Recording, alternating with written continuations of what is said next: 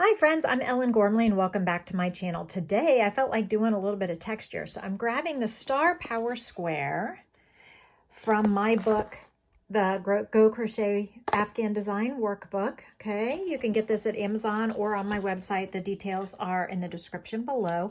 So I wanted something with some texture and I thought, let's go tropical. But as you can see with the red kind of original color, it would be amazing for like Americana type items or, you know, if you could even do yellow stars for like actual more stars. But it also looks like a starfish. So if you did like a tan color with a C behind you, that could be really cool too. But it makes me think tropical. So I'm in the tropical mood. I grabbed my Knit Picks Brava worsted weight yarn. There's a link is in the description below. And the Brava, I love this Dove Heather color. I use it a lot. So let's get started with this kind of interesting. I think you'll learn something because it's not just the square from my book, because my book, all the squares and stuff are meant to go together. So I needed precisely the right amount of stitches. But I decided I didn't want to be done. So I added another round and then I added this surface slip stitch crochet chain over the top. And I think I'm going to define the corners a little bit more in this video than my swatch. Here's a photo of what it would look like if I put several of these together. And then I want to show you how to make it. Now in my original book, we have a worsted weight yarn and we have a K size hook, and we started with chains, but I don't really like how lumpy it looks there in the middle. So I am going to deviate from my own pattern, as you always have the prerogative to do as well. And I'm going to, instead of chaining 4 and making a slip stitch, I'm going to start with the adjustable magic loop. And there's a tiny video for this also on my channel if you want to look for the magic loop. Okay, but I just think it's a much neater presentation, much tidier presentation if you make a magic loop and then single crochet into the loop. So we will single crochet 8 into this loop and then tighten it up by pulling that tail. So just go ahead and get started. And I just think it looks less bulky or less bumpy than the middles here. And I think they end up a more uniform project if you are making multiple squares. 1, 2, 3, 4, 5 is how many I have so far. 6, 7, 8. I think you'll find this construction really fascinating, so I hope you are in for a relaxing and valuable use of your time. 1, 2, 3, 4, 5, 6, 7, 8. Now I will slip stitch into the first single crochet of the round. We've now completed round 1. And round 2 is starting these petals, these starfish legs, or the starburst rays. So I call it a ray in the pattern in case you're interested. There is a symbol diagram for the original one, but I'm going to deviate a little bit by adding the extra round. So round 2, we're doing 1, 2, 3, 4, 5, 6 chains. We're going to slip stitch in the second chain from the loop in the back ridge, back bar, back bump. And we will do this for all the rays. So I will show you how to do the subsequent ones as well. Then we're going to single crochet in the next back bar, back ridge, back bump. Then we're going to half double crochet in the next back ridge, back bar, whatever you want to call it, half double crochet. And in the last 2 remaining chains of that chain 6 that we made, we will double crochet in each of them. One for one and 1 for the next. And so that makes the first ray or leg. Now here's an important point for you. Working in the front loop only of the next stitch, we're going to slip stitch in the front loop only, leaving that back loop available because we're going to use it later. So slip stitch in that front loop only, chain 6, 1, 2, 3, 4, 5, 6.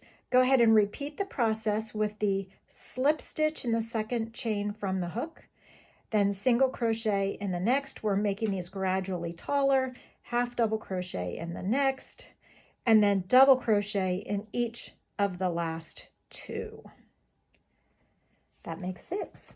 So we're just making the stitches gradually taller as they get closer to the center of the ray or sun or star or whatever you want to call it. We're going to slip stitch again in the front loop only of the next stitch and chain 6. 1, 2, 3, 4, 5, 6. We need to leave that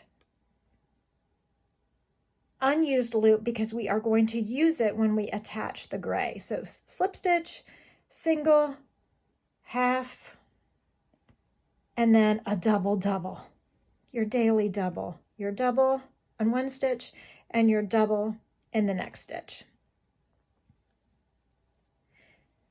Take somewhat care to not twist it too much, so you might have to lay it down if need be. Find the next stitch, slip stitch in the next front bar or front loop of the next stitch, and 1, 2, 3, 4, 5, 6.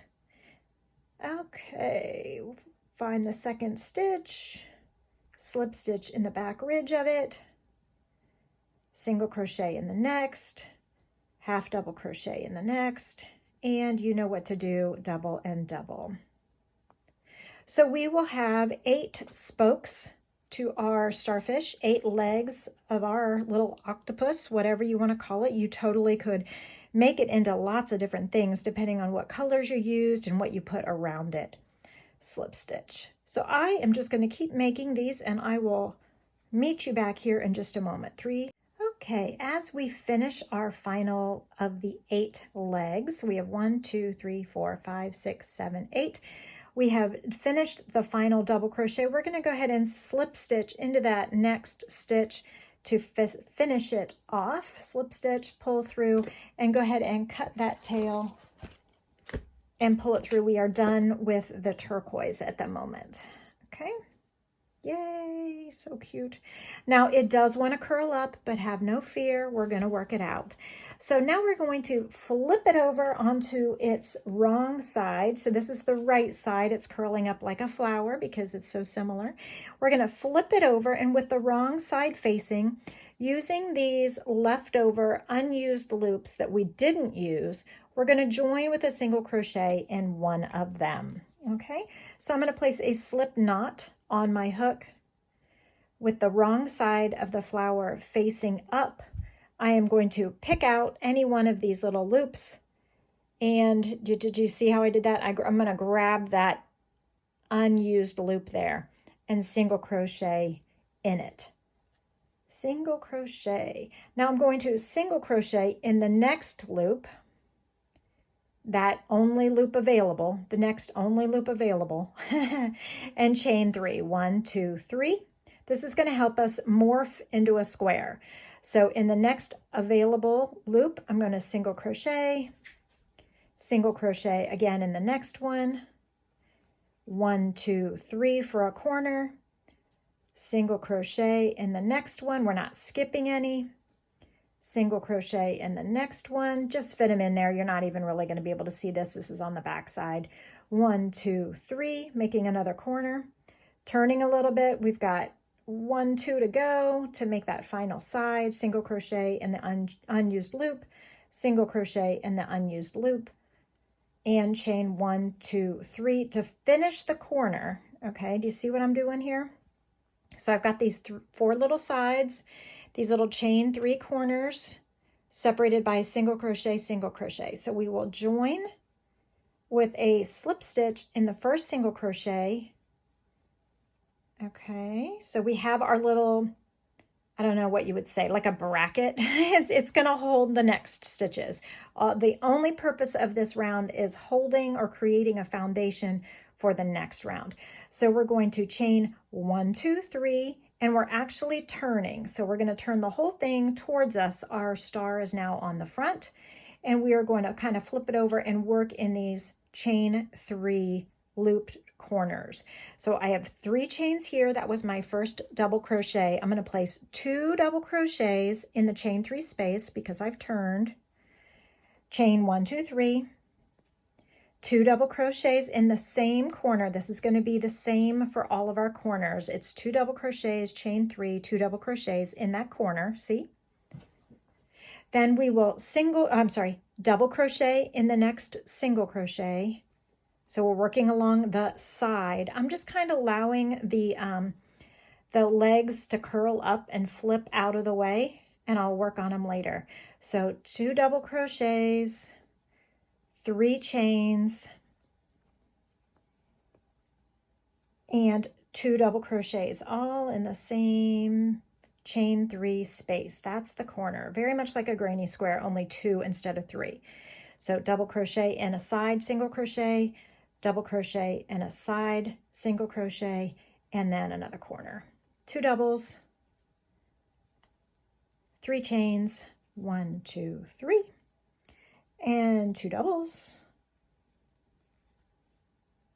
and then 1 double crochet in each of the side single crochets. Okay, and don't forget to finish all the way in the right pattern. So go ahead and I'm going to push those tails to the back of the work because you can either work over them or you can weave them in later. Double crochet, 1, 2, 3.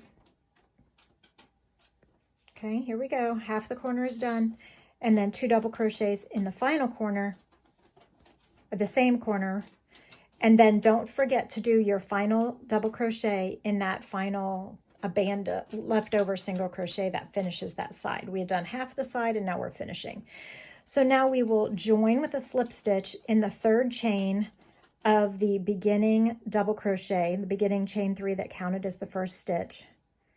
And that's always the tricky part for me, is making sure that I get those 2 loops of that last chain of the chain 3. So here is where we are so far. You could totally leave it like this and have it be nice and fluffy and flower-like. But to flatten it out, you need to see the next round. So let's do the next round. So the next round, we're going to reinsert our hook and retension. We're going to chain 1, 2, 3. That counts as the first double crochet.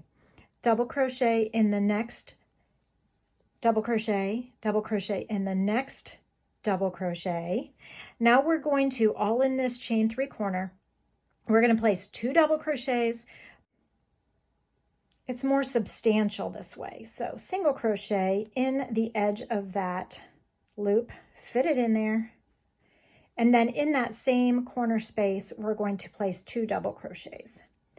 Now we'll be working on the side. So each of the sides, we will double crochet in each one of the next 3 available double crochets. So 3 double crochets in a row, 1 for 1.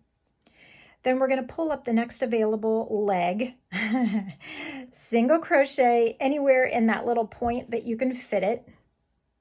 Now work the next 3 double crochets without skipping any on that gray round, the round that we just did previously. And then a corner is 2 double crochets in the corner, then pull up the next available leg or ray, single crochet in the tip of it somehow. Okay, here's where it is. This is what it looks like. Okay, nice little close up there for you. And then in the corner behind it, just kind of move it over, it's okay. Double crochet twice in that same spot. And then remember the side. So we're double crocheting in 1, 2, 3 of the next side. Pull up a leg, single crochet in the foot, in the tail, in the edge, whatever you want to call it. And then don't skip any stitches on the row behind, but do double crochet in each of the remaining 3 stitches that are on that side. Okay. And then the corner, you remember, is 2 double crochets, 1, 2, and then pull up the next available leg. You're pulling my leg, Ellen. No, I am not. Single crochet in the edge of it, in the point of it. Okay, and then don't forget to do your other 2 double crochets behind it, so you're finishing the corner symmetrically. 2 double crochets on either side of the pointy thing. Double crochet in each of the next 3, 1, 2, 3. Pull a leg up, single crochet in it, and then don't skip any stitches. 1, 2, 3. And we're almost there. And I want to show you how I'm going to do this next round differently than what I did on this square, because I just decided that the points need more definition. I don't like how rounded the points are, so I'm going to do it a little bit differently on this one. And just like I were designing a blanket, I totally would do this. I would make a couple, and then I would do it again and make it a little different, and then do it again and make it a little different until I was happy with how it's going to go from then on, and that's when I would start. So I wouldn't have any like approximations. So on this final side, don't forget to double crochet in each of the 3, and then pull up the final leg, single crochet in it. And we are skipping that beginning chain 3, does not count as a stitch. That was just a placeholder. And I'm going to slip stitch in the first double crochet, skipping that chain there, because that's not going to count as a stitch in this instance. So I'm going to pull the blue tail to the back just because it's distracting to me. I'm going to pull those tails through and tighten them up, and I will weave them in later. All right, so here's where we are so far.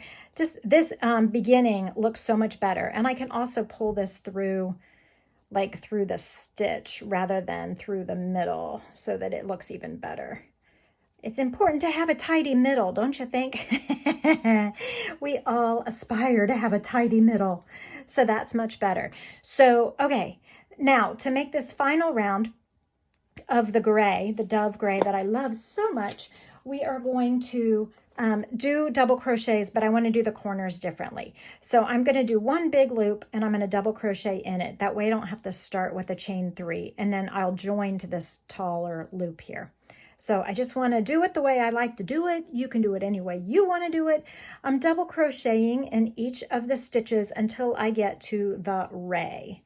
When I get to this single crochet at the top of the ray, instead of doing 3 double crochets, which is what I did over here, I'm going to do double crochet, treble crochet, woohoo, getting fancy, and then another double crochet, all in the corner space, so that it makes a slightly more defined corner. It'll just make that middle stitch of the corner slightly taller, and then when you go to block it, or you pin it out, or you join it with other squares, it's just going to pop more squared off than rounded.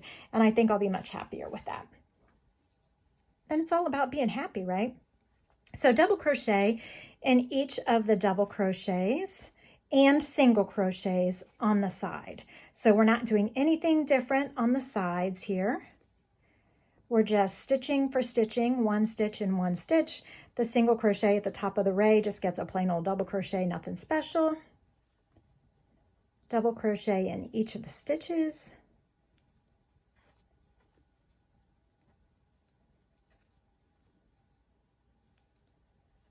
Okay, and when we get to the corner where that single crochet is pulling up, we're going to place, do you remember? Double crochet, treble crochet, double crochet, all in the same spot. So in this same single crochet spot stitch, double crochet, treble is 2 yarn overs, and then a double crochet, which is just 1 yarn over, into that same stitch, and that'll just help the corner pop a little bit better. I love that. Okay, so I'm going to keep right on stitching all the way around, and then I want to show you that surface slip stitch ring that I just decided to add on for some extra depth. So I'll meet you back in just a moment and show you how that goes. As I'm finishing up this round, I'm just going to double crochet in that final single crochet there, and I will join with a slip stitch in that top of the next stitch. I'm going to fasten off the gray, and I'm going to do something different here. While I was stitching, I thought, you know, what would a painter do? I like to think of myself as an artist sometimes. So as a painter, I would be thinking about foreground, midground, and background. And this one, I don't know if this slip stitch round looks midground enough. Gray is obviously the background, and the blue is obviously the foreground. So I'm going to pick a medium blue. I need to grab my paint box yarn because this is the blue that I have available. See if I can find an end real quick. I want to make it pop a little bit differently. And again, this is part of the swatching process. You don't have to just do it exactly the way I did it. You don't have to do it the same way every time. I'm going to make my slip stitch in the darker blue. So I'm going to place a slip knot on my hook, and I'm going to put the slip knot on the back side of the fabric. Okay, I'm going to hold it back here. I'm going to hold it back here with my hand. I'm going to grab my hook through at the point of one of the stars, put the loop on my hook, tension it up a little bit, and pull the loop to the surface of the stitch. I'm going to hold that tail so that the knot doesn't come through to the front. But now I'm going to insert my hook, pull up a loop through the fabric and through the loop on the hook. And we're going to make this surface slip stitch in between the two rows of gray. So where the last row of stitches put its feet, we are putting this stitch in the footprints of the previous row, okay? So I'll go over this slowly.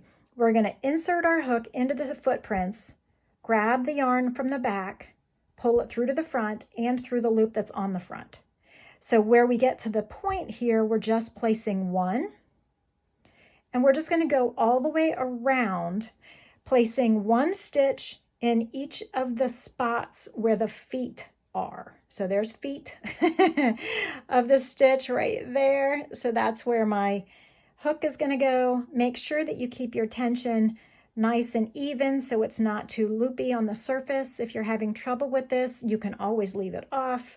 You can do it in a crazy color. You can do it in a good color. You can do it in different colors. Ooh, how fun would that be?